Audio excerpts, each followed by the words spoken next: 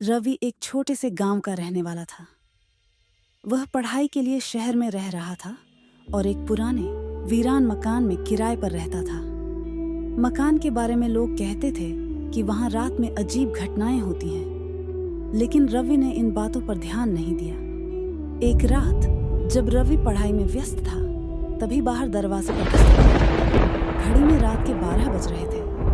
वह सोच में पड़ गया कि इतनी रात को कौन आ सकता है। हिम्मत जुटाकर वह दरवाजे के पास गया और धीरे से पूछा, कौन है? पर बाहर से कोई जवाब नहीं आया। कुछ देर तक इंतजार करने के बाद उसने दरवाजा खोलने का फैसला किया। जैसे ही उसने दरवाजा खोला, बाहर कोई नहीं था। ठंडी हवा का झोंका उसके चेहरे पर पड़ा और दूर पेड़ों के बीच हल्की परछाई दिखाई दी। रवि ने सोचा कि शायद यह उसकी कल्पना है और वापस कमरे में आ गया। कुछ देर बाद फिर दस्तक हुई, लेकिन इस बार दरवाजे की बजाय खिड़की पर। अब रवि का दिल तेजी से धड़कने लगा।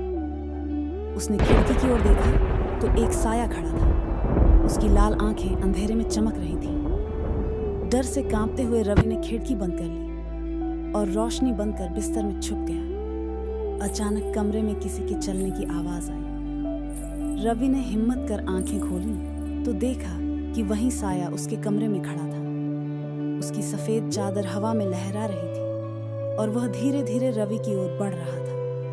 रवि ने जोर से चीखने की कोशिश की, लेकिन आवाज गले में अटक गई। तभी साया अचानक गायब हो गया। सुबह होने तक रवि के लिए रात खत्म नहीं हुई। उसने सुबह सुबह ही वह मकान छोड़ दिया और कभी पीछे मुड़कर नहीं देखा। लोग आज भी उस मकान के पास जाने से डरते हैं, क्योंकि वहां अब भी आधी रात को दस्तक की आवाजें सुनाई देती हैं। यह एक सच्ची घटना है। वीडियो को लाइक जरूर करें।